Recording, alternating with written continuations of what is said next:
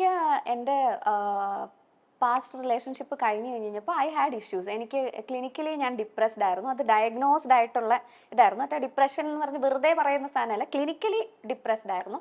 Medication വേണ്ട situation ആയിരുന്നു. അപ്പോൾ ഞാൻ ഉറങ്ങുന്നേ ഉണ്ടായിരുന്നില്ല. എനിക്ക് തോന്നുന്നൊരു 1.5 മാസത്തോളം ഞാൻ ഉറങ്ങിയതേ ഇല്ല. ഡേയിലും ഉറങ്ങില്ല, ഡേ ഉറങ്ങില്ല, നൈറ്റ് ഉറങ്ങില്ല, ഫുൾ ടൈം ഓണാണ്. അപ്പൊ എന്താ ഈ ആലോചിച്ചുകൊണ്ടിരിക്കുന്നത്? എനിക്കും അറിയത്തില്ല. മൊത്തം നമ്പാണ്. എനിക്ക് കട്ടിലിൽ നിന്ന് എഴുന്നേക്കാൻ ബുദ്ധിമുട്ട്. പക്ഷെ ഡിപ്രഷൻ ഇത് മാത്രമല്ല, അറ്റ് ദ സെയിം ടൈം ഞാൻ ഷോസും ചെയ്യുന്നുണ്ടായിരുന്നു. ഷോസ് ചെയ്യുമ്പോൾ ഞാൻ പോയി ഒരു ഫേക്ക് ചിരിയും ഇട്ടിട്ട്. പക്ഷെ അവിടെ പ്രൊഡക്റ്റീവ് ആവാൻ പറ്റുന്നുണ്ടായിരുന്നോ? യെസ്, ചെയ്യും. കാരണം നമ്മളെ ജോലിയല്ലേ. എനിക്ക് അതും ഈ OCD ഭാഗമാണ്, ഒബ്സെഷനാണ്, പെർഫെക്ഷൻ വേണം എന്നുള്ള സാധനമാണ്. അല്ല, പക്ഷെ ഇത്ര മാസം 1.5 മാസം ഉറക്കമില്ലെങ്കിൽ അത് ഒബ്വിയസ്ലി നമ്മുടെ ബോഡിയിൽ അത് കാണിക്കുമല്ലോ. നമ്മുടെ ഫേസിലും ബോഡിയിലും നമ്മുടെ പ്രൊഡക്ടിവിറ്റിയിലും ആൾക്കാര് ചോദിച്ചിട്ടുണ്ട്.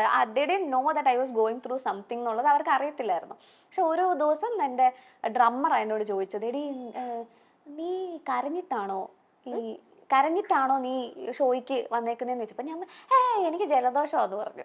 അപ്പോൾ ഉടനെ ഇവൻ പറഞ്ഞു, നിനക്ക് എല്ലാ ദിവസവും അങ്ങ് ജലദോഷമാണല്ലേ എന്ന് പറഞ്ഞു. അപ്പൊ ദേവൻ നോട്ടീസിങ്.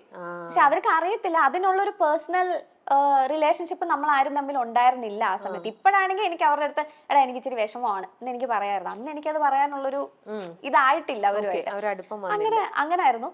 അപ്പൊ എനിക്കൊരു സ്റ്റേജ് എത്തിയപ്പോൾ എനിക്ക് മനസ്സിലായി ഞാൻ തന്നെ കൈവിട്ട് പൊക്കോണ്ടിരിക്കുവാന്ന് എനിക്ക് മനസ്സിലായി കഴിഞ്ഞ് കഴിഞ്ഞപ്പോൾ ഐ വെന്റ് ഫോർ ഹെൽപ്പ് എടുത്തു കഴിഞ്ഞ് കഴിഞ്ഞപ്പോഴാണ് അവര് ഇൻ മിനിറ്റ്സ് അവര് റിയലൈസ് ചെയ്തു ഇത് ക്ലിനിക്കലി ഡിപ്രസ്ഡ് ആണെന്നുള്ള കാര്യം. ആദ്യം അത് കറക്റ്റ് ചെയ്യാനുള്ളതായിരുന്നു. പക്ഷെ അത് കറക്റ്റ് ചെയ്ത് സ്ലീപ്പും ഒന്ന് കറക്റ്റ് ചെയ്ത് കഴിഞ്ഞ് കഴിഞ്ഞിട്ട് പിന്നെ കുറെ നാൾ ഐ വാസ് ഓക്കെ. കുറെ സാധനങ്ങൾ നമ്മൾ ഡീൽ ചെയ്യാതെ വെക്കും.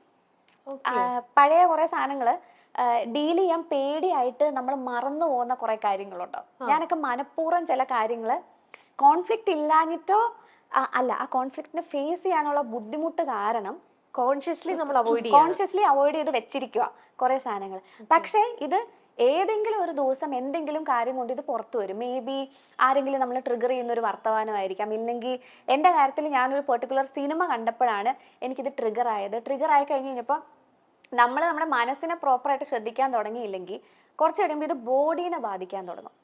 എൻ്റെ ബോഡീനെ ബാധിക്കാൻ തുടങ്ങി, ഫിസിക്കലി ബാധിക്കാൻ തുടങ്ങി കഴിഞ്ഞ് കഴിഞ്ഞപ്പോഴാണ് ഞാൻ രണ്ടാമത് ഹെൽപ്പ് എടുക്കാനായിട്ട് പോയത്. അപ്പോൾ അവിടെ ചെന്നപ്പോഴാണ് അവർ പറഞ്ഞത് you are dealing with general anxiety disorder, ഈ പോസ്റ്റ് ട്രോമ സ്ട്രെസ് ഡിസോർഡർ പോലത്തെ സാധനത്തിന്റെ ഭാഗമായിട്ടാണ്.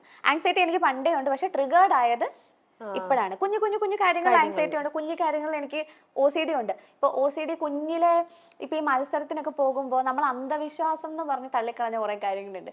ഇപ്പൊ ഒരു മത്സരത്തിന് പോകുമ്പോൾ ഒരു പെർട്ടിക്കുലർ ഡ്രസ് ഇട്ടിട്ടാ പോയിരിക്കുന്നെങ്കിൽ അന്ന് ഫസ്റ്റ് അടിച്ചു, പിന്നെ ആ സെയിം ഡ്രസ് ആയിരിക്കും സബ് ജില്ല സ്റ്റേറ്റ് എല്ലാത്തിനും ഫസ്റ്റ് കിട്ടണമല്ലോ. അപ്പൊ ആ ഡ്രസ് ഇട്ടേ പോകത്തുള്ളൂ. പക്ഷെ അത് അങ്ങനെ തോന്നുന്നതല്ല, OCD ആണല്ലേ ആയിരുന്നോന്ന് ഞാൻ ഇപ്പോഴാണ് റിയലൈസ് ചെയ്യുന്നത്.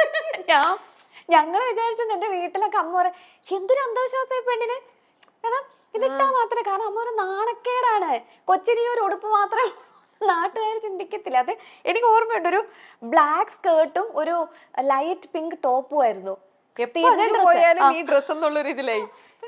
ഈ കൊച്ചത് എന്തുവാണെന്ന് നാട്ടുകാർ ചിന്തിക്കത്തില്ലേ.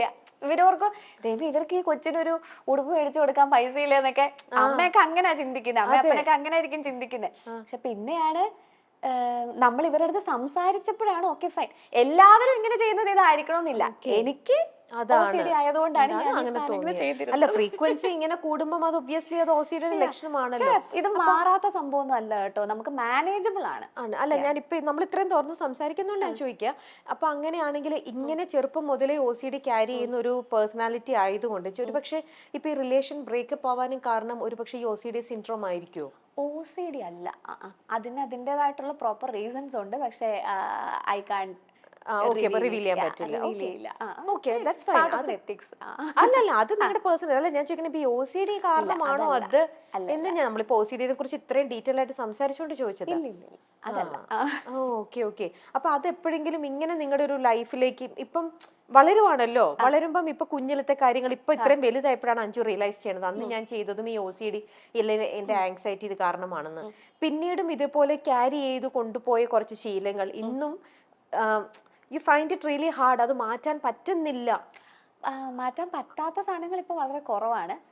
ഹെൽപ്പ് എടുത്ത് അതാ ഞാൻ പറയാം, OCD ആണെന്ന് കണ്ടുപിടിക്കപ്പെട്ടാൽ ഇത് മാറ്റാൻ ഞാൻ പറയത്തില്ല, മാനേജബിൾ ആക്കാം. ഈവൻ ആങ്സൈറ്റിയും അങ്ങനെ തന്നെയാണ്, മാനേജബിൾ ആണ്. ഇപ്പൊ ഇതിനൊക്കെ ഒരു ഇപ്പൊ പണ്ട് കുഞ്ഞിലെ എനിക്ക് ഉണ്ടായിരുന്ന ആങ്സൈറ്റി എന്ന് വെച്ചാൽ മറ്റേ ചെറിയ സാധനമായിരിക്കും. ഇപ്പൊ ഈ പാനിക് അറ്റാക്സും കാര്യങ്ങളൊന്നും ഉണ്ടാവുന്ന സാധനം ആയിരിക്കത്തില്ല ഉണ്ടാവുന്നത്. പക്ഷെ വൺസ് ഒരു ട്രോമ കഴിഞ്ഞിട്ടുള്ള സാധനം വരുമ്പോഴാണ് ഇത് ഡീലബിൾ അല്ലാത്തൊരു സാധനമാകുന്നത്. പക്ഷെ പിന്നെ അതിനെ ഐഡന്റിഫൈ ചെയ്യുക, പ്രോപ്പറായിട്ട് ഐഡന്റിഫൈ ചെയ്യാൻ തെറപ്പിക്ക് പോവുക, അവരുടെ അഡ്വൈസ് എടുക്കുക, അതിൽ പോവാന്നുള്ളതേ ഉള്ളൂ. അഞ്ജു പൊതുവെ ഏതൊരു കാര്യത്തിലും ഭയങ്കര ഡെഡിക്കേറ്റഡ് ആണ്, അല്ലെങ്കിൽ ശരിക്കും ഇൻവെസ്റ്റ്മെന്റ് ശരിക്കും കൊടുക്കുന്നതാണ് ഫ്രം ദ ഹാർട്ട്. അത് എനിക്ക് അന്നും അറിയുന്നതിനകത്ത് എനിക്ക് പാട്ടിന്റെ ബേസിൽ എനിക്ക് അറിയുള്ളൂ. പക്ഷെ അഞ്ജുവിന്റെ ക്യാരക്ടർ അങ്ങനെയാണെന്ന് എനിക്ക് തോന്നുന്നുണ്ട്. എനിക്ക് അറിഞ്ഞുകൂടാ അത് ശരിയാണോ. ആണോ പൊതുവെ എല്ലാത്തിലും അതിൽ നിന്ന് അങ്ങനെ അഞ്ജുവിന് എന്തെങ്കിലും ഒരു ബാഡ് എക്സ്പീരിയൻസോ, അങ്ങനെ ഞാൻ ഇത്രയും ഇൻവെസ്റ്റ് ചെയ്തിട്ടും എനിക്ക് എന്തുകൊണ്ട് ഇങ്ങനെ വരുന്നു, അങ്ങനെ എപ്പോഴെങ്കിലും ലൈഫിൽ അപ്പൊ തോന്നിയിട്ടില്ല? ചിന്തിക്കാത്ത മനുഷ്യരൊന്നും ഇല്ലല്ലോ, നമ്മൾ ചിന്തിക്കുകയൊക്കെ ചെയ്യും, മനുഷ്യരല്ലേ, അപ്പൊ ചിന്തിക്കുകയൊക്കെ ചെയ്യും. പക്ഷെ നമുക്ക് ഇതെല്ലാം മിസ്റ്റേക്സിൽ നിന്നല്ലേ നമുക്ക് പഠിക്കാൻ പറ്റത്തുള്ളൂ. സോ വീണിട്ടല്ലേ നടക്കാൻ പഠിക്കത്തുള്ളൂ. അപ്പൊ അതുകൊണ്ട് അതിനെ ആ ഒരു ലേണിംഗ് എക്സ്പീരിയൻസ് ആയിട്ട് എടുക്കുക. ഇപ്പൊ ഈ റിലേഷൻഷിപ്സ് എന്ന് പറയുമ്പോൾ ഒരു റൊമാൻറ്റിക് റിലേഷൻഷിപ്പ് മാത്രമല്ലല്ലോ, ഫ്രണ്ട്സുമായിട്ടുണ്ട്, നമുക്കൊക്കെ ഉണ്ടാവും. നമ്മൾ ചിലപ്പോ തെറ്റിപ്പോയേക്കുന്ന ഫ്രണ്ട്സ് ഉണ്ടാവുമായിരിക്കും. But that's okay. അതിനെ റിഗ്രറ്റ് ചെയ്യുന്നുണ്ടോ എന്ന് ചോദിച്ചാൽ ഇല്ല, കാരണം ഇതൊരു ലേണിംഗ് എക്സ്പീരിയൻസ് ആയിരുന്നു. So it's good. അപ്പൊ ഇപ്പത്തെ ഒരു റിലേഷനും ഇപ്പൊ ബ്രേക്കപ്പ് ആയതിൽ അതിലും അപ്പൊ റിഗ്രറ്റ് ചെയ്യുന്നില്ല? ഇല്ല, റിഗ്രറ്റ് ചെയ്യുന്നില്ല. It was A learning experience. And ഞാനിപ്പോൾ ഇങ്ങനെ ആവാൻ കാരണക്കാരൻ അതായിരുന്നു എന്ന് ഞാൻ പറയത്തില്ല. പക്ഷെ ഒരു പരിധി വരെ ഞാൻ ഇത്ര ഓപ്പൺ ആയത്, ഞാൻ എന്നെ തന്നെ ഞാൻ ആരാന്ന് കണ്ടുപിടിക്കാനുള്ള ജേണിയിലേക്ക് കയറിയതിനൊക്കെ ഒരു പരിധി വരെ ആ എക്സ്പീരിയൻസ് എന്നെ അവിടെ എത്തിച്ചിട്ടുണ്ട്. പക്ഷെ നമ്മൾ ഇത്രയും ഈ പറയുന്ന പോലത്തെ ഒരു ക്യാരക്ടർ മനസ്സിലാക്കി ഇത്രയും ഇൻവെസ്റ്റ് ചെയ്തു, അവിടെയും ഇൻവെസ്റ്റ്മെന്റ് ആണല്ലേ നമ്മുടെ ലൈഫിൽ ഓരോ സ്റ്റേജിലും. അപ്പൊ അത്രയും നമ്മുടെ ഉള്ളിൽ നിന്നും നമ്മൾ ജെന്യുവൻ ആയിട്ട് 100% നമ്മൾ അവിടെ ഇൻവെസ്റ്റ് ചെയ്തപ്പോ അവിടുന്ന് നമുക്ക് ഇങ്ങനത്തെ ഒരു തോൽവിയാണ് നമ്മൾ അവിടെ ഏൽക്കുന്നത്. അപ്പൊ ആ ഒരു ഹാർട്ട് ഫീലിംഗ് എന്ന് പറയുന്നത് ശരിക്കും ഹാർട്ട് ഫീലിംഗ് ഒക്കെ ഉണ്ടെന്നേ, മനുഷ്യരല്ലേ. വിഷമം വരും, നല്ല വിഷമം ഉണ്ടായിരുന്നു, കരഞ്ഞു തീർത്തിട്ടുണ്ട് ഇഷ്ടം പോലെ. പിന്നെ ലക്കിലി ഞാനത് പ്രോപ്പർ ഹെൽപ്പോട് കൂടിയാണത് ഹാൻഡിൽ ചെയ്തത്. പ്രോപ്പർ സൈക്യാട്രിസ്റ്റ് ഉണ്ടായിരുന്നു, സൈക്കോളജിസ്റ്റ് ഉണ്ടായിരുന്നു, പ്രോപ്പറായിട്ട് തെറപ്പി എടുക്കുന്നുണ്ടായിരുന്നു. അതിനെക്കാട്ടിയും കൂടുതൽ എൻ്റെ ഫ്രണ്ട്സ്, നമുക്കൊരു സപ്പോർട്ട് സിസ്റ്റം ഉണ്ടാവുക എന്ന് പറയുന്നത് വളരെ ഇമ്പോർട്ടൻ്റ് ആയിട്ടുള്ള കാര്യമാണ്. അപ്പോൾ അങ്ങനെ ഉണ്ടായിരുന്നത് കൊണ്ട് it's not an easy way ആണെന്ന് ഞാൻ ഒരിക്കലും പറയില്ല. ഒരു ബ്രേക്കപ്പ് ആയെങ്കിലാവട്ടെ, ഒരു ഫ്രണ്ട്ഷിപ്പ് ആവുന്നതാവട്ടെ, അല്ലെങ്കിൽ നമ്മളൊരു റിലേറ്റീവായിട്ട് നമ്മൾ നല്ല ടേംസിൽ ഇരുന്നിട്ട് അത് തെറ്റുന്നതാവട്ടെ, ഇതെല്ലാം നമുക്ക് മനസ്സിന് ബുദ്ധിമുട്ടുണ്ടാക്കുന്ന ഒരു കാര്യമാണ്. അതിനകത്ത് കുറച്ച് കൂടുതൽ ഉണ്ടാക്കുന്നത് ഈ ഫ്രണ്ട്ഷിപ്പും റൊമാൻറ്റിക് റിലേഷൻഷിപ്സും ആയിരിക്കും ഈ ബുദ്ധിമുട്ട് കൂടുതൽ ഉണ്ടാക്കുന്നത്. കാരണം നമ്മൾ മേ ബി നമ്മുടെ പേരൻസിനെക്കാട്ടിലും കൂടുതൽ നമ്മൾ ക്ലോസ് ആവുന്ന നമ്മുടെ പാർട്ട്ണറിന്റെ അടുത്തായിരിക്കും. ചേച്ചി ഇത്ര വർഷമായിട്ട് you are in a relationship, so you know. അപ്പോൾ ആയിരിക്കാം. പക്ഷെ ഇറ്റ്സ് ഓക്കെ, തിങ്സ് ഹാപ്പൻ, ലൈഫല്ലേ, മുന്നോട്ട് പോയേ പറ്റത്തുള്ളൂ. നമുക്ക് ആർക്കും പോയി ആത്മഹത്യ ചെയ്യാനൊന്നും പറ്റത്തൊന്നുമില്ലല്ലോ. You have to move on. അപ്പൊ അത് ചെയ്യുക. ആൻഡ് തെറ്റായിട്ടുള്ളൊരു ധാരണയാണ് എനിക്ക് ഇപ്പോൾ ഉള്ള എൻ്റെ സൈക്യാട്രിസ്റ്റ് അല്ല, പക്ഷെ അതിന് മുന്നേ ഉണ്ടായിരുന്ന പുള്ളി എനിക്ക് പറഞ്ഞു തന്നൊരു കാര്യമുണ്ട്. ഇഫ് യു കനോട്ട്, എല്ലാവർക്കും ഉള്ളൊരു ചോദ്യമാണ്, how can you stop loving a person എന്നുള്ളത്. That's a big question, right? അത് എനിക്ക് കോൺസ്റ്റന്റ് ആയിട്ട് എനിക്ക് ഇൻസ്റ്റാഗ്രാമിൽ കുറേ പിള്ളേരുണ്ട്, കൊച്ചു പിള്ളേര് ഈ റിലേഷൻഷിപ്പിൽ പെട്ടിട്ട് നല്ല റിലേഷൻഷിപ്പിലായിട്ട് അവർക്ക് ബ്രേക്കപ്പ് ആയി കഴിഞ്ഞിട്ട് സഹിക്കാൻ പറ്റുന്നില്ല എന്ന് പറഞ്ഞ് വിളിക്കുന്ന കുറേ പേരുണ്ട്.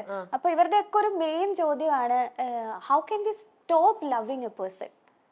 അപ്പോൾ ഞാൻ പറയുന്നത് ശരിയാണോന്ന് എനിക്കറിയത്തില്ല. പക്ഷെ എനിക്ക് പുള്ളി അന്ന് പറഞ്ഞു തന്നൊരു sentence, you don't have to stop loving a person, പിന്നെ you can still love that person and choose not to be with them. How? That's possible. മുൻപാണ് ഗായിക അഞ്ജു ജോസഫ് വിവാഹിതയായത്. ആദിത്യ പരമേശ്വരനാണ് അഞ്ജുവിന്റെ വരൻ. രജിസ്റ്റർ ഓഫീസിൽ വെച്ചാണ് ഇവർ വിവാഹം ചെയ്തത്. ഇതിന്റെ വാർത്ത ചിത്രം പങ്കുവച്ചുകൊണ്ടാണ് അഞ്ജു പുറത്തുവിട്ടത്. നവംബർ 28-നായിരുന്നു വിവാഹം നടന്നത്. പിന്നാലെ റിസപ്ഷനും നടത്തിയിരുന്നു. മലയാളികൾക്ക് സുപരിചിതയായ ഗായികയാണ് അഞ്ജു ജോസഫ്. സംഗീത റിയാലിറ്റി ഷോയിലൂടെയാണ് അഞ്ജു കടന്നു വന്നത്. സോഷ്യൽ മീഡിയയിലും സജീവമാണ് അഞ്ജു ജോസഫ്. തന്റെ വിവാഹമോചനത്തെക്കുറിച്ചും വിഷാദ രോഗത്തെക്കുറിച്ചും ഒക്കെയുള്ള അഞ്ജുവിന്റെ വാക്കുകൾ വാർത്തയായിരുന്നു. താരം വിവാഹിതയായി എന്ന വാർത്ത പുറത്തു വന്നതോടെ നിരവധി പേരാണ് ആശംസകളുമായി എത്തിയത്. എന്നാൽ വലിയൊരു കടമ്പ കടന്നുകൊണ്ടാണ് അഞ്ജു ജോസഫ് രണ്ടാം വിവാഹത്തിലേക്ക് എത്തിയത്. ഡിപ്രഷനും കണ്ണീരും ഒക്കെ നിറഞ്ഞ നാളുകൾ താണ്ടിക്കൊണ്ടാണ് അഞ്ജു ജോസഫ് ജീവിതത്തിലേക്ക് തിരിച്ചു വന്നത്. ഇതിനെക്കുറിച്ച് താരം തന്നെ തുറന്നു പറഞ്ഞിട്ടുമുണ്ട്. സിനിമയായിരുന്നു അഞ്ജുവിന്റെ സ്വപ്നം. ഇതിനിടെയാണ് റിയാലിറ്റി ഷോയിലെത്തിയത്. ഷോയിലൂടെ പ്രശസ്തി നേടാൻ അഞ്ജുവിന് കഴിഞ്ഞു. ഷോകളും താരത്തിനെ തേടിയെത്തി. ലോകത്തിന്റെ പല ഭാഗങ്ങളിലും ഷോകൾ അവതരിപ്പിക്കാൻ സാധിച്ചു. എന്നാൽ അപ്പോഴും സിനിമ എന്ന സ്വപ്നത്തിലേക്ക് എത്താൻ അഞ്ജുവിന് കഴിഞ്ഞില്ല. അതോടെ അഞ്ജു അവസരം ചോദിക്കാൻ തുടങ്ങി. അങ്ങനെ അവസരം ചോദിച്ചു നടക്കുമ്പോൾ താൻ കേട്ട തന്നെ തളർത്തിയ കമന്റായിരുന്നു ശബ്ദം കൊള്ളില്ല എന്നത്. അതോടെ ആത്മവിശ്വാസം പോയി, പാടാൻ ധൈര്യമില്ലാതായി എന്നും താരം പറഞ്ഞു. ഈ പ്രശ്നങ്ങളൊക്കെ നടക്കുന്ന സമയത്താണ് അഞ്ജു വിവാഹിതയായത്. എന്നാൽ ആ ദാമ്പത്യ ജീവിതത്തിന് അധികനാൾ ആയുസ്സുണ്ടായില്ല. വൈകാതെ തന്നെ വിവാഹമോചനവും നടന്നു. അത് തന്റെ മാനസികാരോഗ്യത്തെ തകർത്തു കളഞ്ഞു എന്നാണ് അഞ്ജു പറയുന്നത്. ജീവിതത്തിലും കരിയറിലും എല്ലാം തോറ്റുപോയി എന്ന ചിന്ത വന്നു. ഡിപ്രഷൻ അടക്കം പല പ്രശ്നങ്ങളും അനുഭവിച്ചു.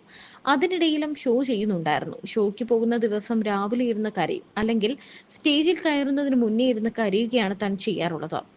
ആ സമയത്ത് ആത്മഹത്യ ചെയ്യുന്നതിനെ കുറിച്ച് പോലും അഞ്ജു ചിന്തിച്ചിരുന്നു. 1-2 മാസം ഉറക്കമില്ലാതെ ഇരുന്ന് കരഞ്ഞിട്ടുണ്ട്. എങ്ങനെ അതിൽ നിന്നും കയറി വരണമെന്ന് അറിയില്ലായിരുന്നു. ആ അവസ്ഥയിൽ നിന്നും പുറത്തു വരാൻ കാരണം തെറാപ്പിയും സുഹൃത്തുക്കളുമാണെന്നാണ് അഞ്ജു പറയുന്നത്. ആ വേദനകളിൽ നിന്നും പുറത്തു വന്ന അഞ്ജു സ്വന്തമായി ബാൻഡ് ഒരുക്കുകയും സംഗീതം തയ്യാറാക്കുകയും ചെയ്തു.